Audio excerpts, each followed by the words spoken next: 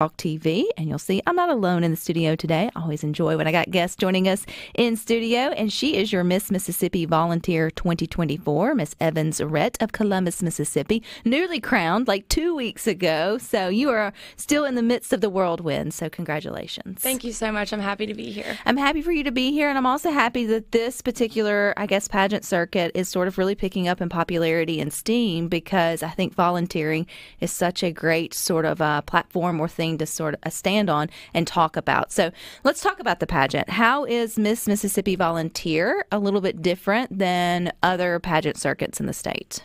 I just think it's their focus points for sure. The serve initiatives is like what their main purpose is about, and I think that they really focus on that and show that throughout the whole process of the pageant.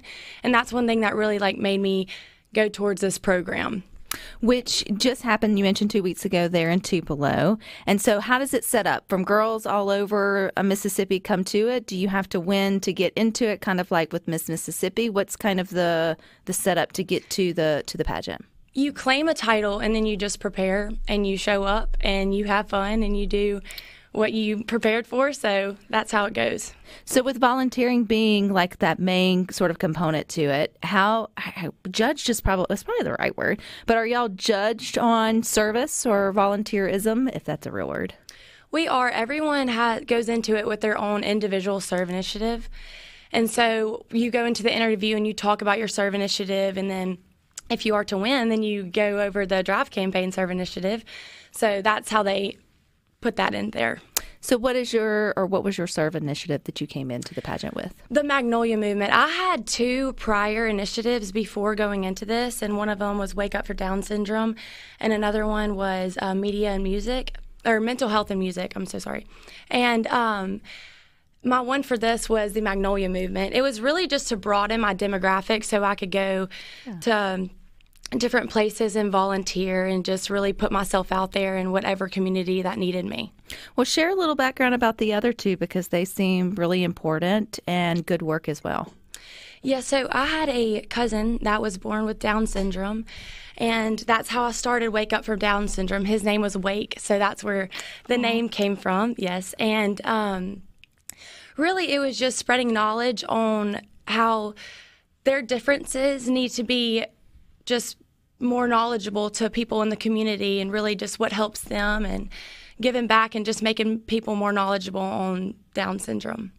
Which is definitely anytime you can raise awareness about how we're more alike than we are different, and to celebrate our differences, that's definitely a good thing. You mentioned mental health and music, which I know those 2 things go together so well, and more research that comes out just more reminds us that, man, we should really be paying attention to the music that we love, right? So how did you connect that with service? My passion is singing. I sing all the time, and it's an honor to be asked to sing around my community a lot, and whether that's the national anthem or I went to some nursing homes and sang for some elderly people, and I would go to preschools with people that had special needs and children that had special needs, and I would sing for them, and singing just makes everyone joyful and happy, and so I love that I get to share that talent with others. And people also enjoy it. It helps boost our mental health. It helps get us up and out and get moving, which I think is really cool about music. People forget. You can just turn on the music and have a good old time, whether you're singing it or not. And sometimes, like me, I should not be singing it. You will not see me on the stage next to you, Evans, at all ever. But that's okay. That's what those opportunities are for those that are prepared for it. So how did you prepare for Miss Mississippi Volunteer? I really seeked professional guidance in every single aspect of the competition. I did mock interviews with people from high school and other people from my parents' businesses and things like that. And in the talent aspect, I had an amazing talent teacher that I've been singing with her since I was like 5 years old. And I also got to work with Bill Wolf. He is an amazing producer of music, and he really brought my voice to the next level. And I worked with Luciera, who is a fashion model. She's a runway expert, and she helped me on my walk. So really just seeking professional guidance in every way I could really helped me prepare for this pageant. So all pageants have kind of, I guess, same, but similar, but then different, I guess, things that you're judged on. So here you had your private interview. I see fitness and wellness, talent, and then sort of evening gown. Ooh, private interview. That seems scary. Was that scary? It was my first 8-minute interview. So that was a little intimidating, but the judges were so personable and so kind. So it was a good environment to be in. Was it so you don't get the on air or sort of the on stage question that can be dreadful, or is that also part of it? We do. So that is part of the top 5. So all the girls compete, and then they go into a top 10, and then there's a top 5. And in the top 5, each girl is asked an onstage question. And that is like the most dreadful part. But honestly, during my top 5 question, I kind of just had, at that point, I don't know why it was, but I was not nervous at all. And all my nerves just went away. And so I guess it was good, because usually when I'm up there, I freeze up during that part. But blah, blah, blah, blah, blah, blah, blah, blah, blah, because you repeat the question, blah, but you can't, you do. Do you remember your question? I do remember my question. It was something along the lines of, how would I inspire younger girls and like go around the state encouraging girls to follow their dreams. And honestly, so in my answer, we had honeybee princesses, and those were like the little girls that got some stage time, and so that was really good for them. But we were on opposite sides of the stage, and my honeybee princess looked at me before I went to compete, and she gave me a thumbs up. And that, before I hit the stage, that just made me feel so much more confident, because I was like, okay, this is what it's all about. I just looked over there, and this little girl is rooting me on. And also hoping to maybe one day be walking in your shoes on that stage or something sort of similar. Yes. But also, I mean, you embody what the question asked was. You somehow got inspiration to follow your dream of potentially, winning the crown. Where did you get inspired to maybe try the pageant? So I actually took an off year. I went from teen to miss. And so I took an off year, and I went and watched Hannah, and she got crowned. And after watching just the program itself and all the girls like showcasing their talents and doing the on-stage question, I just knew that I had to be a part of this program. Because it's still new. Like, there's 3 crowns. You mentioned Caitlin was the first one. I think she joined us here on Good Things the first year it was out. We have not had a Hannah in yet, but she's been busy. Yes. Because she went on to where you will go on, which is the Miss America Volunteer pageant. When will that come up? That will come up next June. Next June for you. Yeah, so I have a whole year to prepare. Yeah, you have a whole year to prepare. But she went, and she actually won. So she's now, right? She is Miss America Volunteer, all the words, right? Yeah, all the words. But that's really cool and exciting. Do you know, like, a background why this pageant got started? Where was the gap that they felt like as this platform, this pageant could fill? I just feel like they knew that women in pageants needed to broadcast like more than one thing about themselves. This pageant is about talented women, inspiring women, encouraging women. And so I just think that is what this pageant embodied, and that's the foundation that it began on. Right. And then it's also about volunteering, getting back into your community and all of that, which you'll get to do. So as the spokesperson, or I guess the crown, you also become the spokesperson, the Mississippi Highway Patrol's Drive campaign, yes, which I think is very important. You'll be going around, and what you'll be doing for the next year? I'm so excited about the Drive campaign. So I knew that when I started this pageant that I wanted to just bring awareness to causes that were close to my heart. And, of course, I have the Magnolia Movement, but I knew that I wanted to be the spokesperson for the Drive campaign. When I was 16, I was in a head-on collision. I was stopped at a red light, and someone had hit me head-on because they were texting and driving. And I'd had my license for about 2 weeks, so after that I was, like, terrified to drive. But I knew that with this being my new platform, that I can go out there and I can imprint and impact on these younger children and these teenagers and adults, anybody, just how important it is to drive safely, not only for others, but for yourself as well. Well, I think you'll do that beautifully, Evans, but stick with us. We've got more for you. But our guest who's still in studio with us today, Evans Rhett, she was present to win the crown of Miss Mississippi Volunteer 2024. Your hometown is Columbus, but the actual pageant took place in Tupelo. But where are you calling home now? Where are you at in life outside of representing the crown? So I go to the University of Alabama. Are you allowed to say that out loud, Mississippi? I don't know. I think it's like forbidden. But we're going to do it. We'll be rebels on here. Yes, we'll just go with it. Well, it's only an hour away, so it's not that big of a deal. It's not that big. There's maybe some, Ole Miss or State fans that are like, it is a big deal. But no, that's fine. You're furthering. A traitor. She's a traitor. You're furthering your education. You are a Mississippian at heart. What are you studying there? I'm studying communications, and I'm minoring in sports broadcasting, which I think is really cool. We need more women in sports broadcasting and communications, so good for you on that. I know that the pageant also prides itself on being a scholarship program. Yes. So along with the fact that you've got a cool year representing Mississippi, what else does the program provide young women? I got over $10,000 in scholarships, which is just going to help me further my education and become more successful in whatever career path I choose. And so that's just really, really valuable to them. And I know that they have offered over $200,000 in scholarships. So that's real money. That's life-changing money for young women who are looking to further their education. You mentioned the different levels of the organization. So the Miss Mississippi Volunteer Teen, did you get that crown or did you compete in that pageant? For the teen? Yes. I did not compete in that pageant. So there's like age restrictions, and I don't know. I cannot tell you exactly what the teen is. Probably is teen. But I'm pretty sure that the Miss is from 19 all the way to 26. So they have the different levels. So if anyone's listening who may have a young woman or a young girl in their family that would be interested in it, there's different levels for competing. Yes. If they are, when should they get started? Like if this was, or when was your first pageant, Evans? When did you sort of get into that being something as an opportunity to build scholarship and further your education?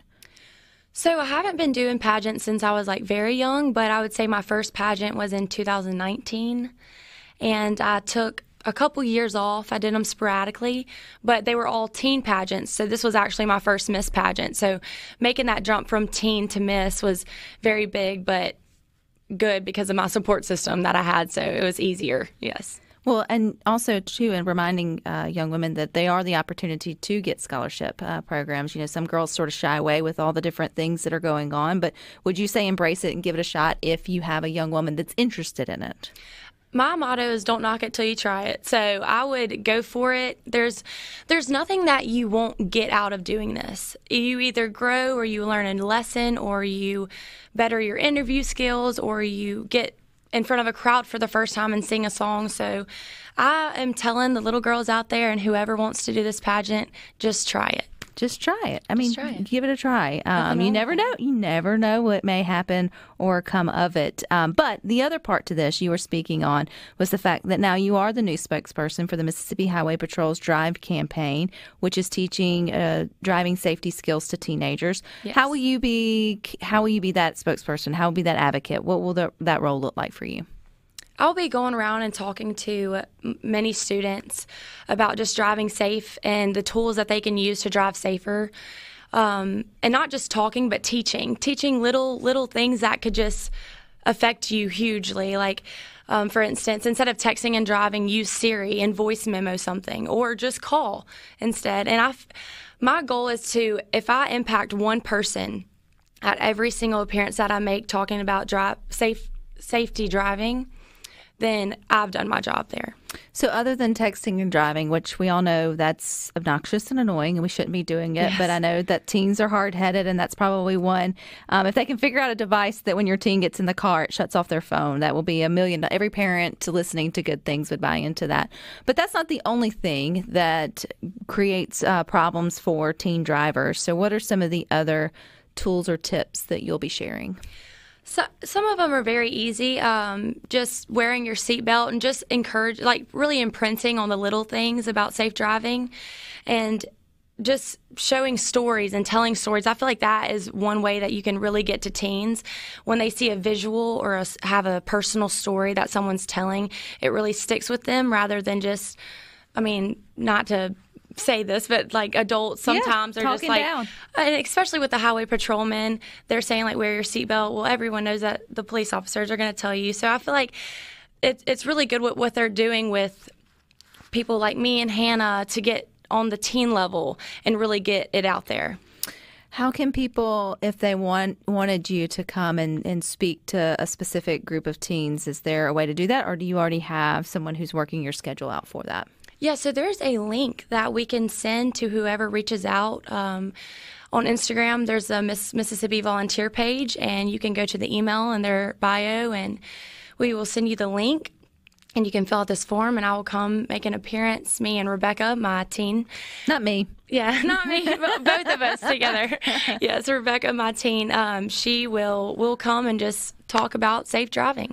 One of the craziest things, if you've never had the chance to do it, I remember churches used to have this back in Rhino and I's day, but they were the simulators of what it was like to have a wreck if you didn't have your seatbelt on, or the driving drunk sort of goggles or whatever it may be to sort of simulate that, and then what it's like and all and that'll scare the bejesus out of you. Yes, I've seen those, but I've never personally used one or been in one, but they may still have them around. My kids just aren't quite at that age where they're being told at least that for now. But I hope they do. I hope they get in there and scares the bejesus out of them. Like I'm not opposed to that at all. Okay, so you're moving on. I mean, you're going to have a busy week. Busy year. You've only had the crown for 2 weeks now. So what's on your docket next, Evans? Where are you headed? What are you up to? Where can people find you? I have a really big opportunity coming up, and one thing that going into this pageant, right when we got there, we were sitting down, and Hannah was talking to all of us, and she was like, whoever wins, I want you to know that your wish is like their command. Like, they're going to try whatever you want. They're going to try so hard to make that happen. And right when I won the crown, a couple of days later, they were like, what do you want to do? And I was like, I want to model for Sherry Hill if I could. And I actually will be doing that. That's cool. July 28th through August 4th. And so stuff is just happening, and the opportunities are endless, and I'm ready to take advantage of this year. If someone's not familiar with that brand or company, who is it? Yes. Okay. So Sherry Hill is a famous dress designer. So for evening gowns, she's really big in pageantry. And so I'm just so happy for that opportunity. It's going to be amazing. And you get to shop for another one. Or two. I don't know how many you get to take to where is the Miss America volunteer pageant at? It is in Jackson, Tennessee. And so, I need a lot of dresses for this whole year, so I'll be able to play dress up all the time. And then don't forget your sweats too, because sometimes you just need a little downtown. T-shirt, T-shirt and tennis shoes. So when Evans is in her sweats and her T-shirts, what does she like to do? I like to just hang out with my friends and watch Netflix. I like to work out. I work out a lot in my meantime. But other than that, you can catch me watching Netflix, probably eating a yogurt bowl, and sitting down and doing nothing. Well, looking to sports broadcasting and communication, what's the big dream? The big dream is just to be a sports broadcaster and just be as successful in that career as I can. Honestly, right now, I just changed my major over last year to communication, so I was figuring it out. But I'm really passionate about it now that I've gotten that 1 year in, and so I'm excited to see where it's going to take me. You do realize during this specific football season, you're just going to have to keep your mouth shut. I know. I cannot say the RT thing. I'm not going to say it. You can say Rebecca Turner. All you want to. Every time you get the urge to say another, you just come out with Rebecca Turner. Yes, I will. Oh, but you're still a Mississippi girl at heart, and we completely wish you the best of luck. We will be following you over the year and into next year, into June. So, Evans, you're welcome back anytime. Where can everybody find you online? Thank you so much. Okay, you can find me on Instagram at Miss Mississippi Volunteer. You can find me at evans.rhett, and you can just call me if you have my number. All righty. Well, we'll keep up with you for sure. So good luck, and you guys stick with us. We got a few more good things for you.